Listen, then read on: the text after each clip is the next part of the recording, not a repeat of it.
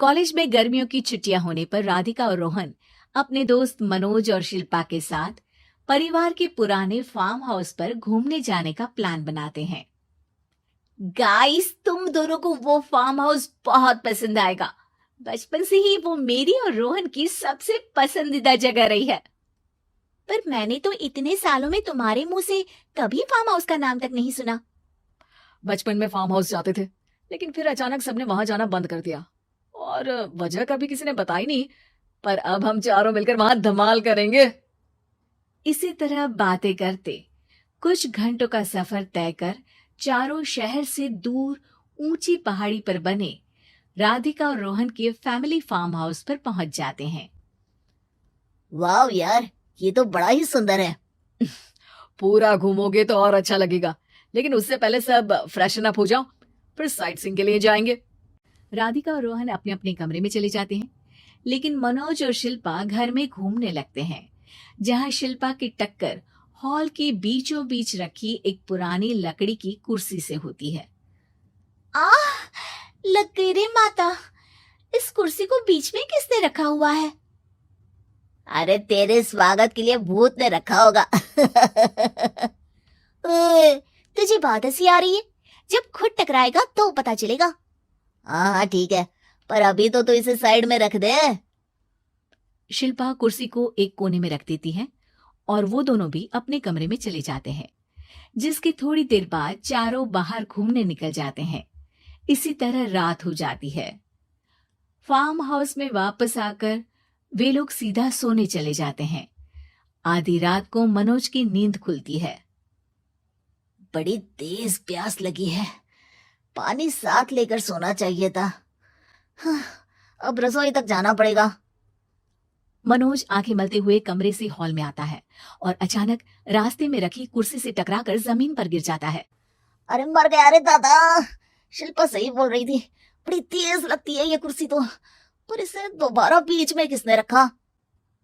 मनोज एक बार फिर उस लकड़ी की कुर्सी को कोने में रख पानी पीकर कमरे में चला जाता है।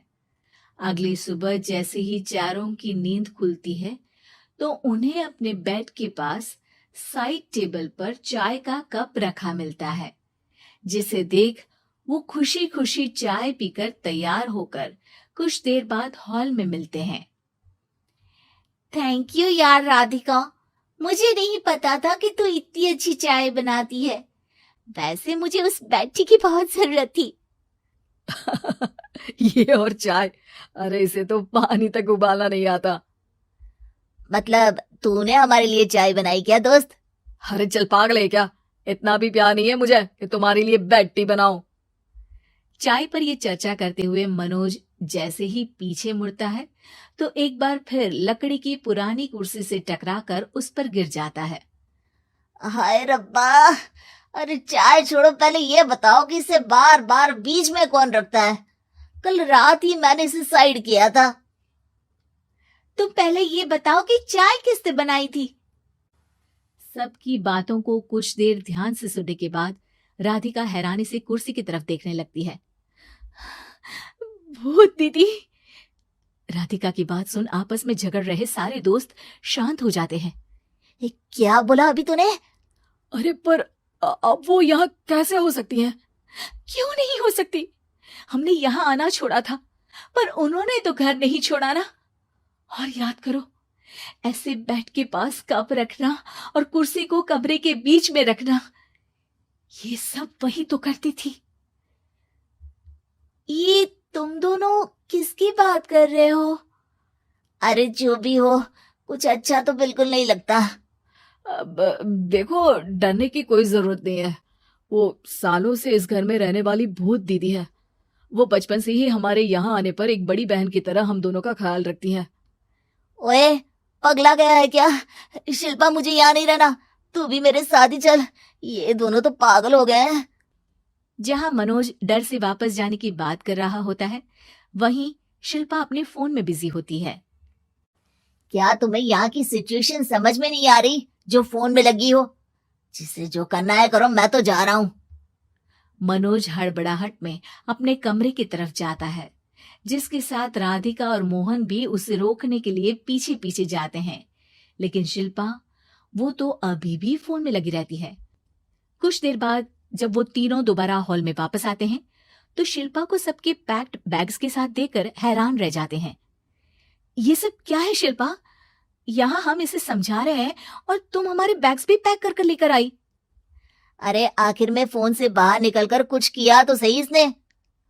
दोस्तों देखो, कल से हम यहाँ हैं। भूत दीदी ने कुछ किया नहीं ना? फिर डर क्यों रहे हो? 4 दिन और रुकोगे तो पता चलेगा कि क्या होगा। मतलब? इस पर शिल्पा उन तीनों को फार्म हाउस से बाहर लाकर फोन में पुरानी न्यूज का आर्टिकल दिखाती है। सालों पहले यहाँ रह रही औरत ने अपने दोनों बच्चों को सुबह सुबह दूध में जहर पिलाकर मार दिया और फिर हॉल में उस कुर्सी पर खड़े होकर खुद भी फांसी लगा ली थी। तुम्हारी बातों से मुझे इस केस की याद आ गई। गूगल किया तो पता चला कि ये वही फार्म हाउस है। अभी भी यहाँ रहना चाहते हो, जिससे कुछ दिनों में वो सबको थोड़ा थोड़ा जहर देकर मार दे। अरे पर ये दोनों तो बचपन से यहाँ आ रहे हैं, फिर इन्हें अभी तक कुछ क्यों नहीं हुआ? वो तो पापा बताते हैं कि हम आते थे। हाँ, और मुझे भी एक बार का ही याद है। वाह, और कहानियां तो ऐसे सुना रहे थे जैसे सदियों से यही रहते हो। तीनों ये बात कर ही रहे होते हैं कि अचानक फार्म हाउस में से एक आवाज सुनाई देती है।